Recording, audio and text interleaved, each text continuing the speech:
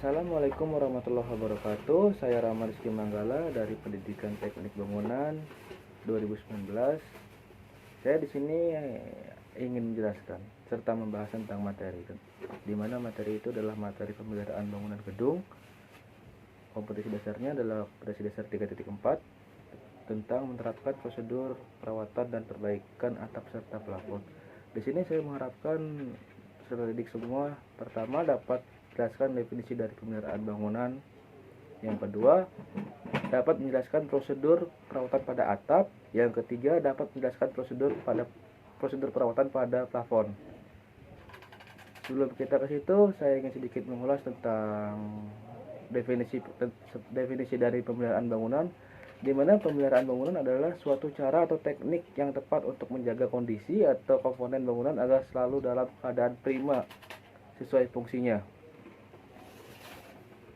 Selain ada pemeliharaan, di sini juga ada perawatan, di mana perawatan pada bangunan adalah kegiatan merawat atau memperbaiki bagian gedung atau mengganti komponen yang rusak dengan komponen yang baru agar bangunan selalu pada fungsinya serta layak fungsi dan kuartik setelah ada kerusakan atau masalah, baik itu ringan, sedang maupun berat.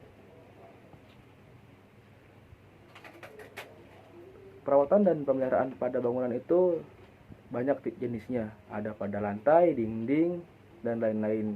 Di sini kita akan fokus pada atap dan plafon.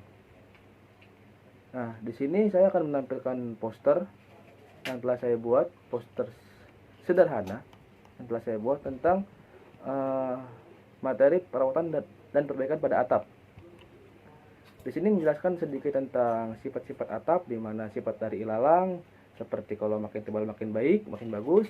Ada juga dari sirap, sifatnya itu sejuk karena dia lambat menyerap panasnya. Adapun dari sifat genteng metal, bobotnya ringan serta harganya ekonomis, ringan harganya. Terus juga ada dari atap terbuat dari genteng yang terbuat dari beton seperti rooftop. Nah, modelnya banyak modelnya serta harganya ekonomis. Kerusakan-kerusakan pada atap yang sering kita temui itu adalah kerusakan yang pertama, terlalu landainya permukaan atap. Kalau terlalu landai ini menyebabkan atap itu airnya tidak akan mengalir, air hujan tidak akan mengalir, sehingga menyebabkan air tergenang. Itu akan merusak komposisi yang ada pada atap. Yang kedua, penutup kurang rapi sehingga menyebabkan sedikit celah, sehingga kalau hujan nanti air itu akan masuk ke celah-celah dan juga menyebabkan kebocoran. Terus juga kalau sudah ada sumber kebocoran harus kita segera lacak sehingga kebocoran tersebut tidak menjadi lebih besar dan menyebabkan kerusakan yang lebih parah.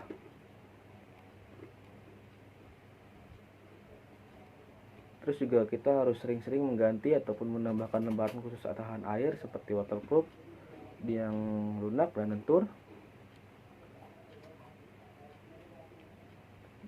Terus juga kita harus cek retak pada dak beton, ada retak atau tidak. Kalau ada retak langsung harus segera kita ganti. Terus dari seluruh permasalahan umum yang kita temui pada kerusakan atap, gimana sih cara kita untuk memeliharanya? Nah, di sini saya akan bahas cara pemeliharaan pada atap. Yang pertama, pemeliharaan pada atap itu harus perhatikan komposisi campuran beton dan proses kita mengedak pada atap. Nah, dua hal ini akan menentukan kualitas betonnya. Terus juga yang kedua, kita harus selalu melapisi atap kita dengan cairan atau pelapis kedap air, yaitu waterproofing. Cara melapisinya itu dengan dua lapis. Lapis pertama itu waterproofing diecerkan dengan 10% air. Kita lapisi, kita kuas dengan cara berlawanan arah. Yang kedua adalah lapis kedua, yaitu waterproofing tanpa campuran air sedikit pun, minimal 1 kali. kita kuas. Terus kalau untuk pemasangan nok atau karpusan, waterproofingnya ini kita campur dengan semen serta pasir dengan perbandingan 1:1:3.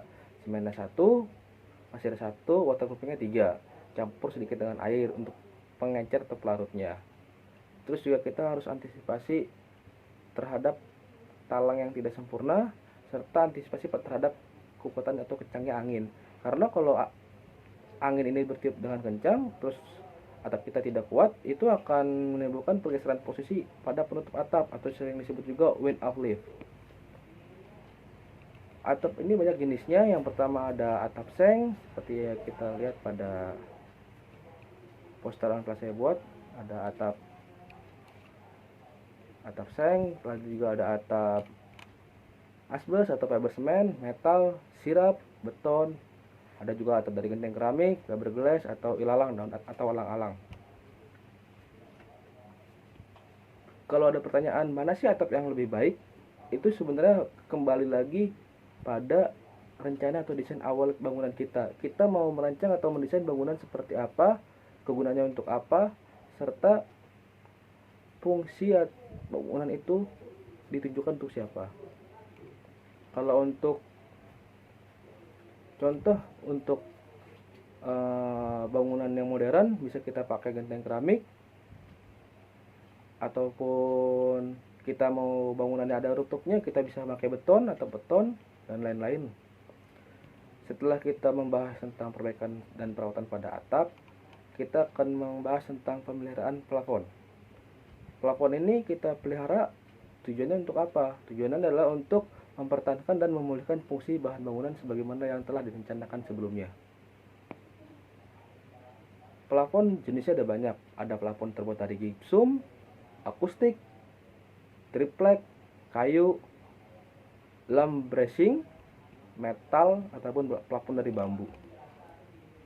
Kalau plafon-plafon ini rusak, kita mesti gimana gitu? Kita mesti melakukan hal apa? Yang pertama adalah apabila plafonnya terkena air akibat atap yang bocor, segera ganti dengan yang baru atau kita perbaiki. Kalau kita ingin perbaiki adalah pertama plafon yang rusak, contoh seperti gipsum. Kalau terkena air, kita harus korek dulu bagian yang telah terkelupasnya, lalu tutup dengan bahan gipsum powder yang telah diaduk dengan air, lalu ratakan dengan kuas agar rata. Setelah itu kita tunggu hingga kering, baru kita cat kembali dengan cat dan juga tutup dengan pelamur sesuai dengan warna yang kita suka tentunya. Terus kegiatan ini tujuannya untuk apa? Kita merawat atap, kita merawat plafon. Fungsinya sih untuk apa? Fungsinya itu adalah untuk memperpanjang usia bangunan serta menjaga fungsi bangunan agar sesuai dengan rencana awal sampai bangunan itu dihuni atau ditempati. Lalu yang terpenting untuk sekarang adalah dapat meningkatkan keuntungan investasi yang maksimum di harga jual nantinya. Nah, kalian juga bisa lihat serta bisa pelajari dari poster-poster sederhana yang telah saya buat. Saya berharap kalian dapat membuat poster-poster seperti ini juga untuk kedepannya. Banyak media-media yang tersedia, tidak perlu media-media yang mahal karena poster digital ini sangat ekonomis. Kita bisa mengaksesnya di internet seperti contohnya Canva, dan juga cara penggunaannya sangat mudah, tidak terlalu sulit. Dan yang terpenting saat proses pembuatan poster ini, saya mengharapkan kalian paham apa yang akan kalian buat nantinya. Mungkin sekiranya saya akhiri sampai di sini saja, kurang lebihnya saya mohon maaf. Wassalamualaikum warahmatullahi wabarakatuh.